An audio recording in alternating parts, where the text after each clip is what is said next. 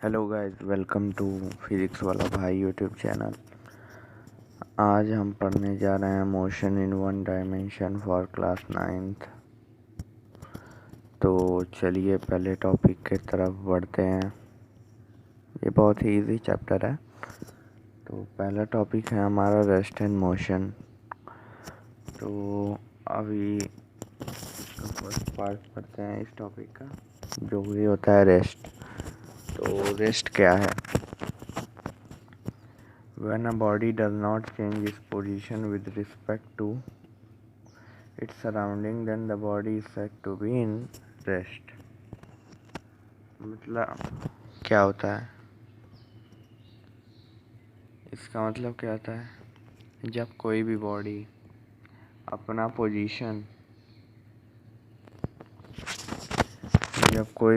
अपना पोजीशन अपने सराउंडिंग यानी कि अपने आस पास के हिसाब से चेंज नहीं करती है तो वो रेस्ट में होती है। जैसे कि अभी ये पहले टाइम ले लेते हैं हम t1, ठीक। तो ये अपने सराउंडिंग में इस जगह पे t1 टाइम में भी वहीं रहेगी, t2 टाइम में भी वहीं रहेगी, एंड ऐसे ही tn यानी कि नंबर ऑफ टाइम, ठीक है, ये वहीं रहेगी। इससे तब ये बॉडी रेस्ट में है। तो अब नेक्स्ट टॉपिक है मोशन। मोशन क्या होता है? तो when a body change its position with respect to surrounding, then the body is said to be in the state of motion। तो ये सेम वाइसे वर्सा है रेस्ट का। जैसे कि यहाँ पे ये टाइम को t1 ले लेते हैं और ये डिस्टेंस जो है d1 है, ये मान लीजिए। तो ये टाइम t1 टाइम के रिस्पेक्ट में ये कुछ डिस्टेंस जो है कवर कर रहा है। यानी कि अगर ये d2 रहेगा, यहाँ पे t2 ट्रेवल किया है यहाँ पे,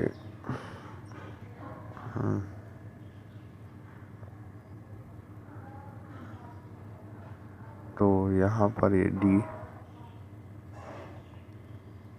यहाँ पे d2 d3 t3 d4 d5 t5 sorry t4 या 5 टाइम ज़्यादा कम हो सकता है डिस्टेंस के कवर करने में।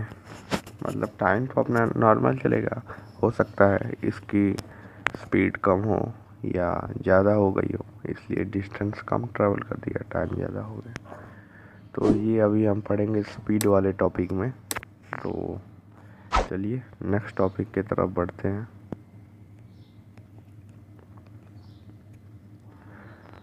Rest and motion are related terms. अब इसका क्या मतलब है? मतलब suppose we are sitting in a bus, यानी कि सपोज करिए कि आप एक बस में बैठे हुए हैं, यानी कि ये रहा हमारा बस। जस्ट अ मिनट, ये रहा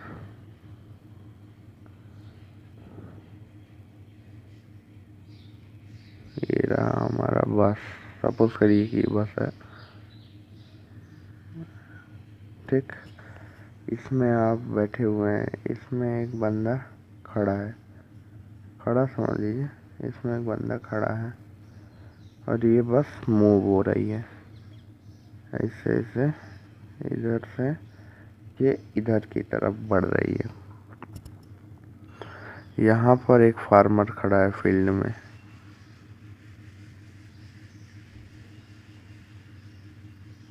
ठीक है।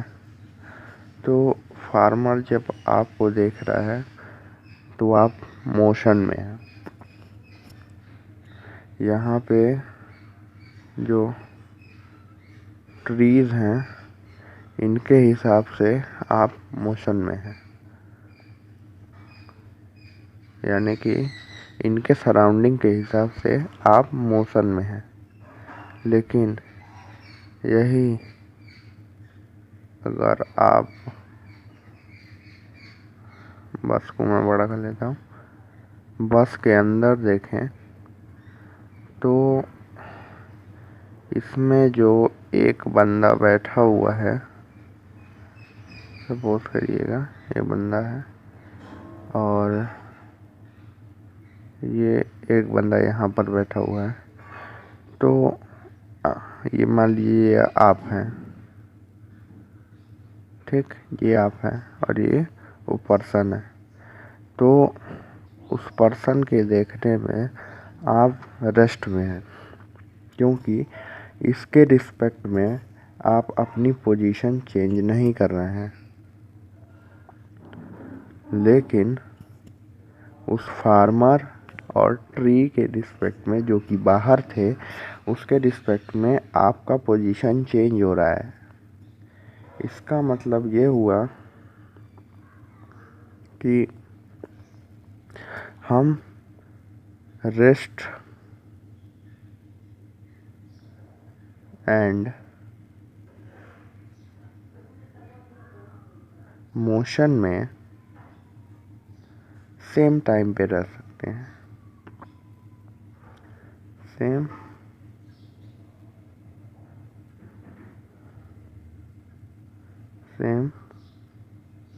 टाइम। तो हम रेस्ट और मोशन में एक साथ भी हो सकते हैं।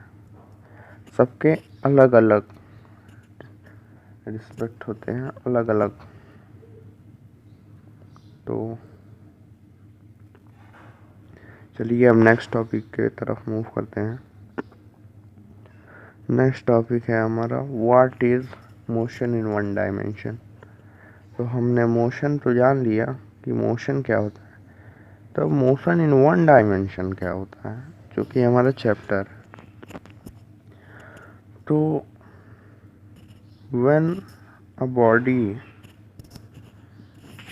moves in one dimension means body can move only one out of 3 dimension is called motion in one dimension। मतलब कि हमारे पास देखिए यहाँ पे 2 एक्सिस इमेज में दिखाया हुआ है, एक जेड एक्सिस भी होता है। तो या तो ये जो कार है, या तो ये एक्स एक्सिस में जा सकता है, या तो ये वाई एक्सिस में ही चलेगा, या तो ये जेड एक्सिस के डायरेक्शन में चलेगा। ऐसा नहीं है कि ये एक्स और वाई दोनों डायरेक्शन में एक साथ चले। इसको किसी भी डायरेक्शन में, यानी कि किसी भी डायमेंशन में एक ही डायरेक्शन में इसको जाना पड़ेगा। डायरेक्शन मीन्स माने डायमेंशन, क्योंकि मुड़ भी सकता है, तो वो डायरेक्शन है डायमेंशन वाला, ऊपर नीचे। तो ये होता है हमारा motion in one dimension. Means कि ये जो बॉडी है हमेशा या तो एक्स कोऑर्डिनेट में जाएगी, ऐसे ये बता रहा हूँ मैं क्लियर करके। हाँ, तो ये मान लीजिए हमारा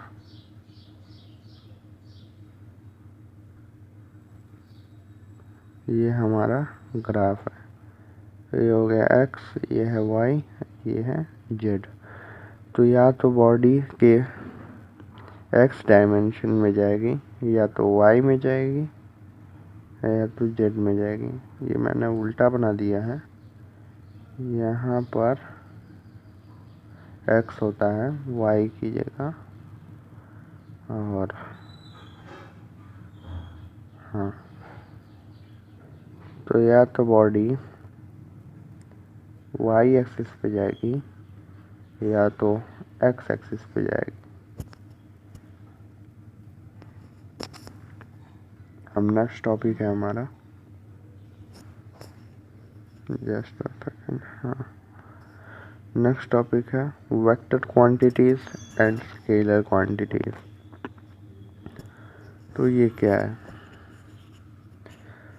स्केलर क्वांटिटी कुछ नहीं है, it is a physical quantity which describe completely by its magnitude और size on is called a scalar quantity.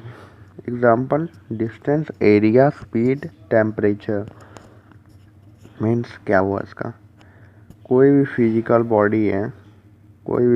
Body है जिसका मैग्नीट्यूड, यानी कि फिजिकल क्वांटिटी कोई भी है, जैसे कि मान लेते हैं हम, आप आम लेने जाते हो किसी दुकानदार के पास, तो आप ये तो बोलते नहीं हो कि मुझे 1 kg आम दे दीजिए इस डायरेक्शन में, लेफ़्ट डायरेक्शन में मुझे 1 kg आम दे दीजिए, चाहे राइट डायरेक्शन में 1 kg आम दे दीजिए। उसमें डायरेक्शन रिक्वायर्ड नहीं होता है, इसलिए वो स्केलर क्वांटिटी में आता है। वे मास जो है स्केलर क्वांटिटी में आता है, क्योंकि आपको बस मैग्नीट्यूड बताया, काम हो गया। उसके लिए आपको डायरेक्शन बताने की ज़रूरत नहीं होती है उसको। आप कहीं भी हम लेने जाते हैं या फिर एरिया, अपने घर का एरिया नापते हैं, तो आप ये थोड़ी ना नापते मेरे घर का एरिया लेफ़्ट साइड से इतना है, राइट साइड डायरेक्शन में अलग आ गया। तो वहाँ पे बस मैग्नीट्यूड लगता है, लाइक केजी, कितना केजी चाहिए आपको, metre, metre square and etcetera. यानी कि यहाँ पे बस हमको मैग्नीट्यूड पढ़ना रहता है। इसी का जस्ट अपोजिट है वेक्टर क्वांटिटी। वेक्टर क्वांटिटी क्या है? अ physical quantity which requires both magnitude and direction for its complete description is called vector quantity. Example, displacement, acceleration, velocity, force. इसका मतलब क्या है? ये कुछ नहीं है, मान लीजिए कि आपका है, इस पर फोर्स लगा दो, यानी कि धक्का लगा दो या खींच दो फोर्स। तो फोर्स लगाने को बोले तो फोर्स वो कैसे लगाएगा? उसको पता तो होना चाहिए किस डायरेक्शन में लगा है। हाँ, तो या तो ये गाड़ी फिर से बना लेते हैं।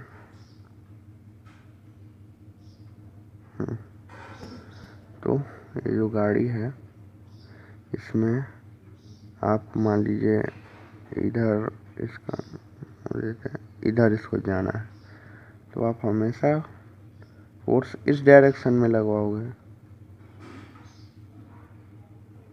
फोर्स इस डायरेक्शन में लगवाओगे। रुक जाइए, फोर्स हमेशा इस डायरेक्शन में लगाओगे। इसको ऐसे समझ लेना, ऐसे, जस्ट अ मिनट। तो इस डायरेक्शन में आप फोर्स लगवाएंगे हमेशा।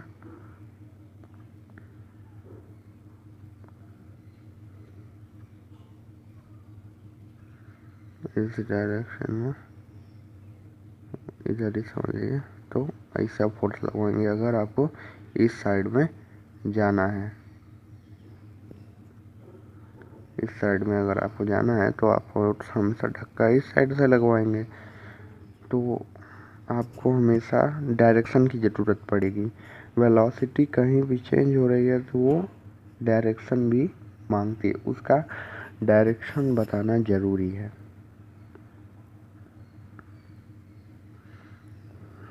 अब आती है बारी डिस्टेंस एंड डिस्प्लेसमेंट। अब डिस्टेंस एंड डिस्प्लेसमेंट क्या होता है, तो एक एक करके पढ़ेंगे। डिस्टेंस क्या होता है? डिस्टेंस कुछ नहीं होता, the actual length of the path travelled और covered by a moving body irrespectively of the direction of it is called distance traveled by a body. It is denoted by S and its SI unit is metre and CGS unit is centimetre. तो यानी कि ये देखिए, ये हमारा एक body था, वो यहाँ पे ट्रैवल किया, फिर इधर आ गया, फिर इधर आ गया। तो डिस्टेंस जो होगा, ये जितना पाथ कवर किया है, ये सब डिस्टेंस के अंदर आएगा। यानी कि the path covered by a body is known as distance. ऐसे भी आप लिख सकते हैं एग्ज़ाम में, कोई इसमें दिक्कत वाली बात नहीं, लेकिन ये लिखेंगे तो ज़्यादा अच्छा है। तो डिस्टेंस हम सब जानते हैं, डिस्टेंस ऐसे कैलकुलेट हो जाता है कि इतना रास्ता यहाँ पर गए थे, यहाँ से इतना यहाँ पे गए, फिर यहाँ पर चले आए। तो ये यहाँ पे 4 किलोमीटर गए, यहाँ पे 6 किलोमीटर, यहाँ पे 3 किलोमीटर। तो डिस्टेंस हमने कितना ट्रैवल कर लिया? 13 kilometre. And it is denoted by capital S. हाँ, ये डिस्टेंस है, तो इसका मतलब ये नहीं कि ये डी से डिनोट होगा, ये कैपिटल एस से डिनोट होता है। और इसका जो एसआई यूनिट है वो होता है मीटर। ये स्मॉल एम रहेगा, मीटर का साइन हमेशा स्मॉल एम होता है, कैपिटल एम। मीटर का जो साइन है वो हमेशा small M, always small M.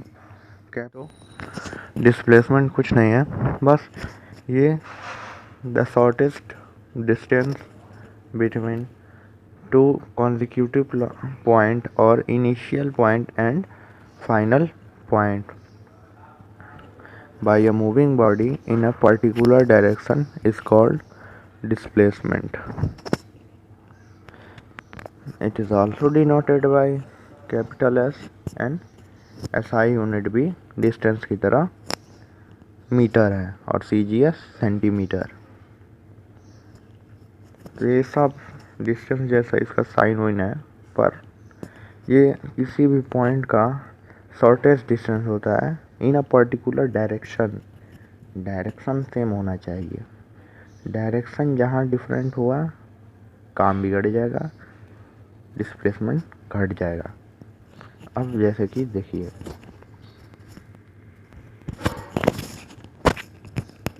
यहाँ पे बॉडी गई ए बी, मान लिए इतनी दूर बॉडी ट्रैवल की है, तो इसका जो यहाँ से इनिशियल पॉइंट से, ये इसको इनिशियल पॉइंट ले लेते हैं, इसको इनिशियल को हमेशा यू से डिनोट करिएगा, अभी मैं आई से कर रहा हूँ। अब चलिए मैं आपको, तो इनिशियल स्मॉल यू होता है, फाइनल स्मॉल वी। तो ये इनिशियल पॉइंट से यहाँ तक गया था, तो इसका डिस्प्लेसमेंट जो होगा वो ए भी होगा।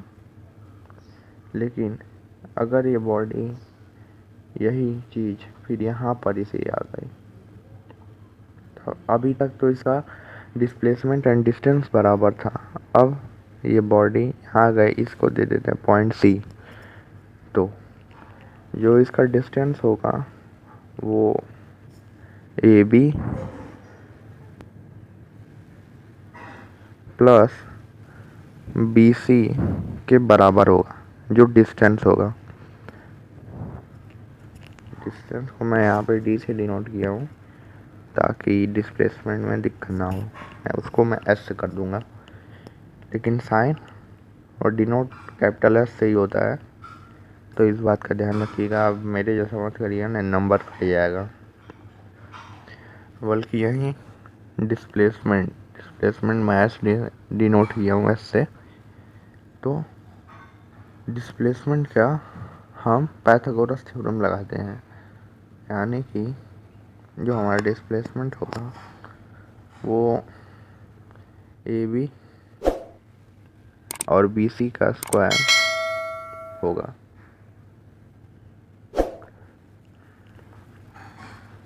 इज इक्वल टू पूरा आ जाएगा। जैसे कि यहाँ पे एग्जांपल देख लेते हैं। यहाँ पे देखिए 4 किलोमीटर बॉडी यहाँ से यहाँ पे गई, ए से बी पे, और 3 किलोमीटर बी से सी पे ट्रैवल की। तो अगर हम डिस्टेंस निकालें इसका, तो डिस्टेंस में क्या होता है, ऐड हो जाता है। तो A B plus B C करेंगे, यही करेंगे ना, तो क्या आएगा, 4 + 3 = 7। ये हो गया इसका डिस्टेंस। एज हम शॉर्टेस्ट पॉइंट लेते हैं, यानी कि इनिशियल पॉइंट यहाँ पे था आई, मान लीजिए इनिशियल है, इनिशियल पॉइंट जो है ए है और फाइनल पॉइंट सी पे जाके ये रुक गया। तो इसका शॉर्टेस्ट पाथ तो ये है, ये जो डॉट डॉट करके बनी हुई है लाइन, ये इसका शॉर्टेस्ट पाथ है। तो ये क्या बना रहा है, देखिए राइट एंगल ट्रायंगल बन रहा है। तो इसको हम पाइथागोरस थ्योरम से भी लगाते हैं। तो पाइथागोरस थ्योरम देख लेते हैं। अब देखिए यहाँ पे फार्मूला पहले से लिखा हुआ है, तो मैं लिखूँगा नहीं। तो ए सी का स्क्वायर बराबर ए बी का स्क्वायर, यानी कि इसको हम ऐसे भी लिख सकते हैं, 4 किलोमीटर का स्क्वायर जो है plus 3 kilometre square is equal to A B का स्क्वायर, नहीं ए सी का स्क्वायर, सॉरी ए सी का स्क्वायर। तो जब यहाँ पे वैल्यू हम सब्स्टिट्यूट करेंगे तो 4 4 जब 16 होता है, 16 + 9 आ गया यार। अब ये बराबर होगा 25, यहाँ पे ए सी का स्क्वायर और ए सी का स्क्वायर। तो अब ये ए सी का स्क्वायर जो था वो 25 के बराबर था। तो जो खुद ए सी है वो √25 हो जाएगा। ये स्क्वायर इस साइड आया, √ बन गया। तो ए सी का जो स्क्वायर होगा वो हो जाएगा 5, स्क्वायर नहीं, सिर्फ ए सी वाली जो साइड होगी डिस्प्लेसमेंट की वो 5 हो जाएगा। तो यानी कि 5 किलोमीटर। तो ऐसे हम डिस्प्लेसमेंट निकाल सकते हैं।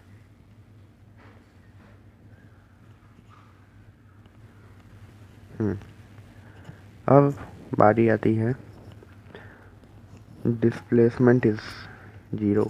डिस्प्लेसमेंट 0 क्या होता है, मतलब कि वही बता दिया मैंने कि if a body moving in a circular path reaches its original position after one revolution, distance traveled by a moving body is equal to circumference of the circle, but the displacement is 0। मतलब कि अगर कोई body है,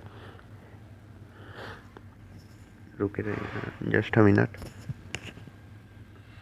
तो आगे बढ़ रहा है, ठीक। तो ये आखिरी पार्ट आखिरी टॉपिक है इस पार्ट का। अगला टॉपिक हम अगले वीडियो में देखेंगे, क्योंकि वीडियो बहुत लंबी हो गई है। तो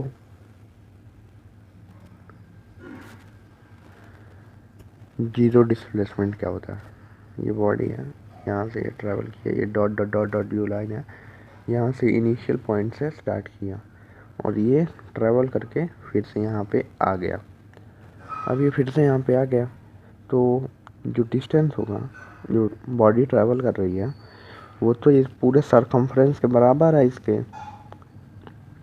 लेकिन जो डिस्प्लेसमेंट होगा वो ऐसा नहीं होगा, क्योंकि इसका फाइनल पॉइंट और इनिशियल पॉइंट एक ही जगह आ गया।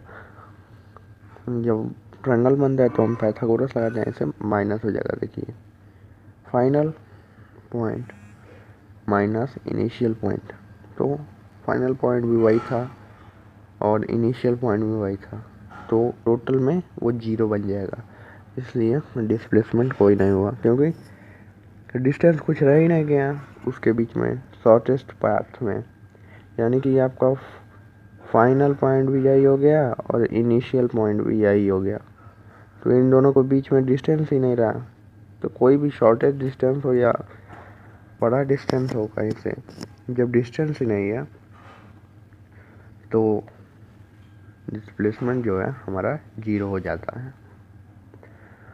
तो बस गाइस, आज के लिए बस इतना ही। नेक्स्ट पार्ट में हम लोग पढ़ेंगे speed and velocity and acceleration. तो बस जुड़े रहिए। वीडियो अच्छा लगा हो तो लाइक करिए, नहीं अच्छा लगा हो तो डिसलाइक करिए, बट कमेंट में ज़रूर बता दीजिए कि आप डिसलाइक क्यों कर रहे हैं, ताकि हम अपना कंटेंट सुधार सकें। एंड किसी भी दिक्कत के लिए sorry. Hope you guys love this video. Thanks for watching. Keep like, subscribe and